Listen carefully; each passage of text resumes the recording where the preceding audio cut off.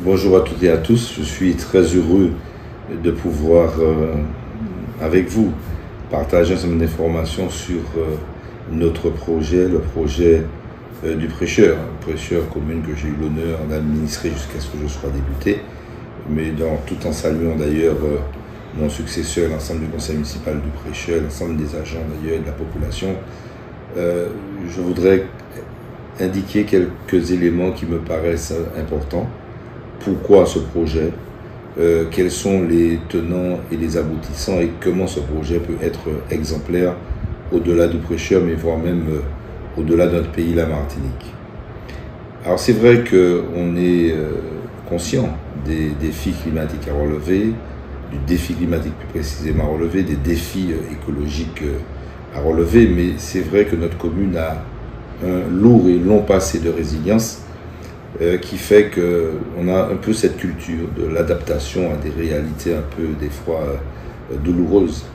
Et c'est vrai que le phénomène d'érosion côtière nous impacte depuis fort longtemps, comme l'explique d'ailleurs un certain nombre d'universitaires comme Pascal Safache. Maintenant, fallait-il rester là les bras croisés?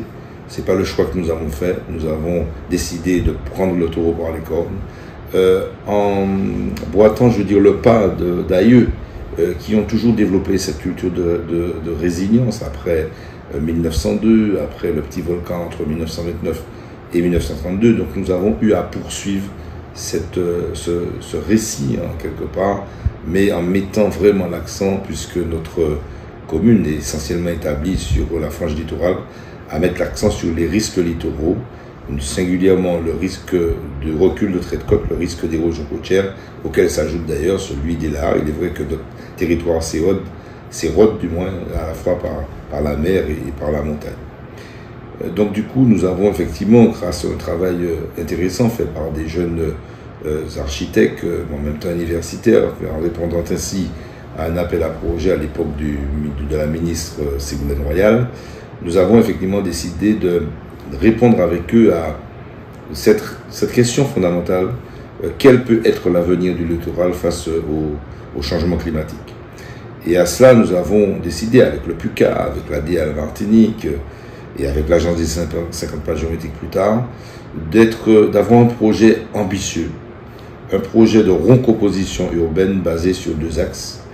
Un axe relevant et entrer à une école refuge, en cas à mesure d'accueillir à peu près 300, on va dire, sinistrés en cas de sinistre, que ce soit un séisme, que ce soit les lacs, que ce soit les inondations, que ce soit les cyclones.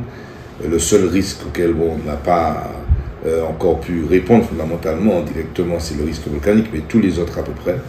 Et puis deuxième axe, c'est l'axe de l'habitat renouvelé. Et en fait, nous avons fait de notre faiblesse notre force en se disant que la réalité du changement climatique nous pousse, déjà en tant qu'éco-citoyens fondamentalement, mais aussi pour apporter des réponses par rapport à notre population, eh bien, à réfléchir aux solutions d'adaptation à nos réalités climatiques. Le fait de construire chez nous, c'est souvent l'occasion d'importer encore et encore, comme on le fait en général. Nous avons dit, voilà un élément qui nous pousserait à utiliser nos ressources, les ressources de notre environnement naturel immédiat, que ce soit des ressources biologiques ou minérales, pour construire nos maisons. Mais en même temps, c'était aussi l'occasion de réfléchir sur les possibilités de faire en sorte que la vie reprenne vite après une catastrophe naturelle.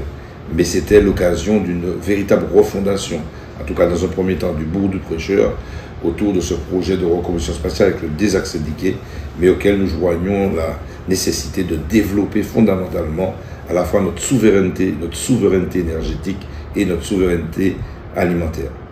Donc c'est un projet important qui vaut pour le prêcheur, mais comme je le disais, qui doit justement aider, inspirer d'autres édilités pour impulser une vraie dynamique en matière d'aménagement sur la question des risques naturels, avec une entrée des risques naturels, mais qui concerne plus d'un pays à travers notre planète.